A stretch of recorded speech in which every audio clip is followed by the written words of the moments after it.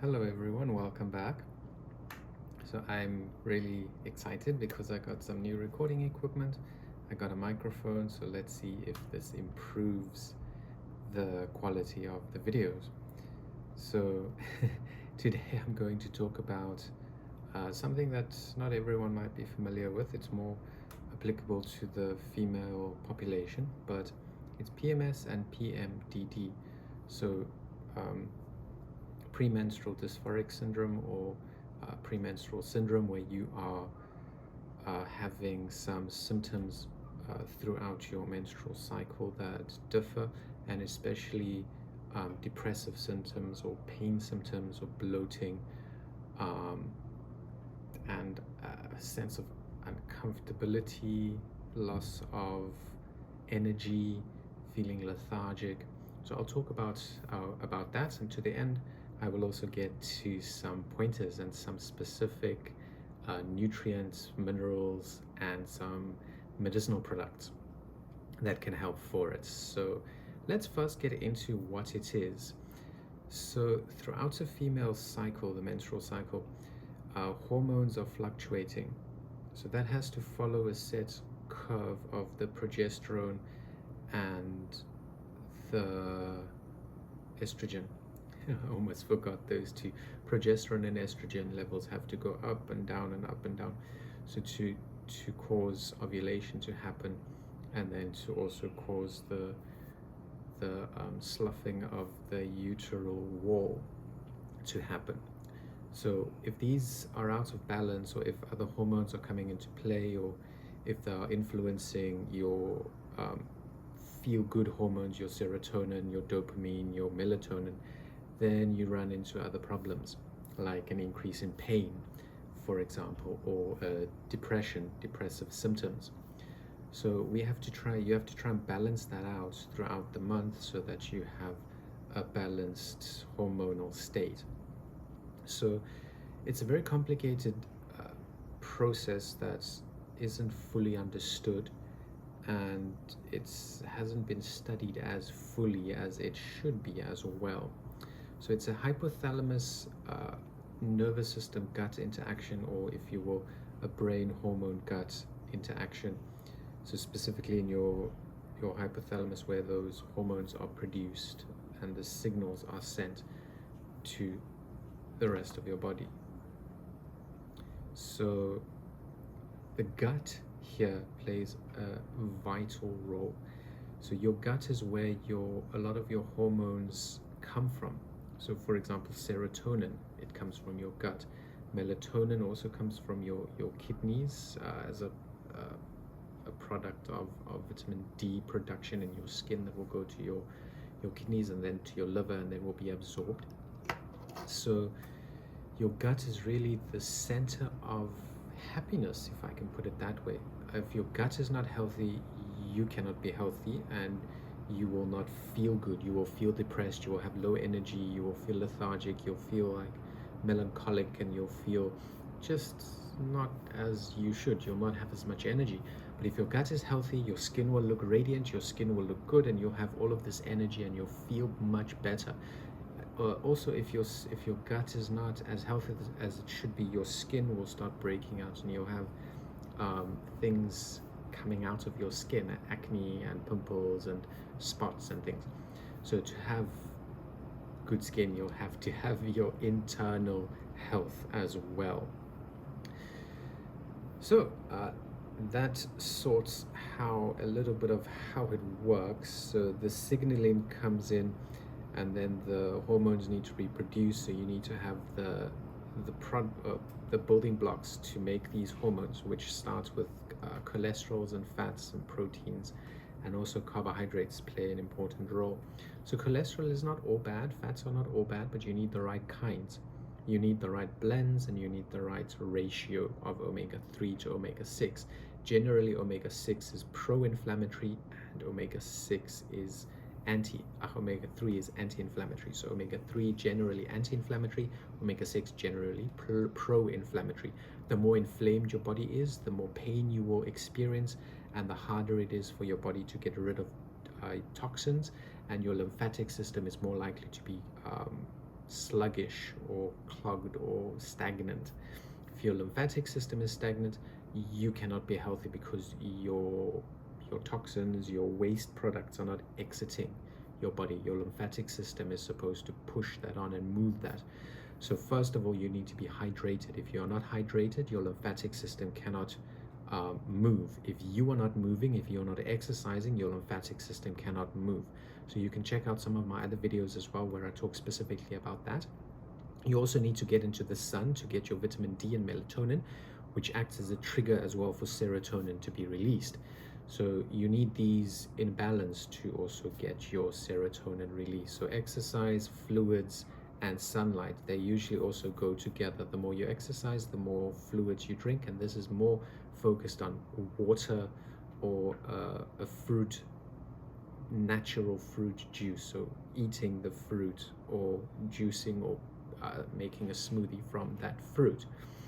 Just remember, if you are juicing fruit, you're taking out the fiber and you're also removing a lot of the beneficial compounds, especially the proanthocyanins that you found in the skin and in the fibers. So you're losing a lot of the micronutrients if you are juicing, but it can also be beneficial in the short term, not over the long term.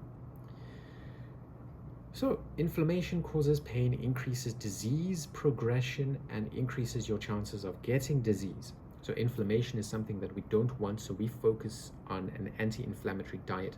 The standard American diet is a pro-inflammatory diet.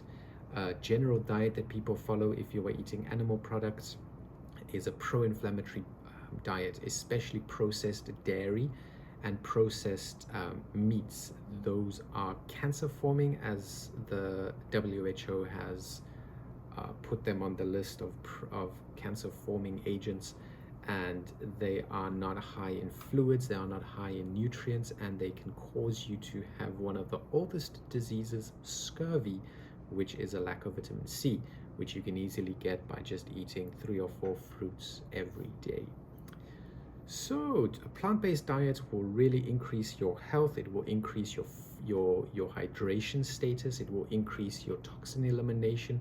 It will help you to detox, to get rid of your toxins. It will increase your lymphatic movement, and it will streamline and make your hormone production more effective, because your gut will function much better with that high fiber intake, and the signaling between your brain and your gut will be smoother, and you'll have all the products to form your hormones as well. So this is important. So carbohydrates are the most important item that you are eating for your mood, because it increases serotonin production, it decreases sadness, pain, anxiety, bloating. So this, I must say, is non-GMO whole grains. Okay, so not your processed things. Always go for the least amount of processing, the freshest you can get. Remember, fruits and vegetables should form the basis of your diet. They are carbohydrate rich, they are nutrient rich, they are fluid rich, and they really improve your health, starting with your gut. So health starts in your gut, because your gut bacteria needs to colonize properly, so it can produce the right signalings, the right hormonal products, and it can form the correct bonds where it needs to, and it can also then absorb all the nutrients it should. So your villi in your gut is like little fingers. It should go up and down, up and down, up and down, so that you have the maximum amount of surface area to absorb. If you're consuming animal products, and especially dairy products, those finger-like villi will decrease in size. They'll become stunted, and you'll have less absorptive surface, you'll have more runoff, and you'll have more gut problems, especially with bloating, with pain, with wind, with hard stools or diarrhea. So all of those things come in with your villi not being as healthy as they should.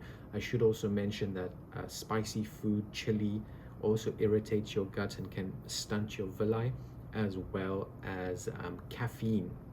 Caffeine is a poison to stop animals or insects from eating the coffee bean or the seed. So it's also harmful to our gut. It really irritates our gut, and it also blocks the serotonin uptake in our brains, because it interferes with the channel that tryptophan gets absorbed in your brain. So it's really, really bad for us. And over the long term, high coffee intake can lower and even stop your serotonin uptake and also decrease your serotonin levels in your body. So what I would recommend to decrease the symptoms of PMS and PMDD, and I will also put in some studies I've read, or more than 50 or 60 studies specifically on this that I can reference for you at the bottom, that an anti-inflammatory diet is the way to go, and that is a plant-based, non-processed, fresh fruit and vegetable diet. So that will give you a high fiber, high nutrient intake, and if you add seeds and nuts, you'll have a high omega-3 intake as well as calcium. So to focus on gut microbiome health, you need a high fiber intake, high fruits and vegetable intake, low saturated fat intake, low salt and sugar intake, and as I said, low chili, caffeine, and plant animal product intake, low animal product or no animal product intake. So things that can increase your serotonin, melatonin, and dopamine levels can be something like pineapples, bananas, kiwis, tomatoes, plums, pumpkin seeds, cayenne pepper, which is not a chili. Cayenne pepper is from a different family and it's really beneficial to our health. And also all the spices and herbs can help to increase your serotonin levels.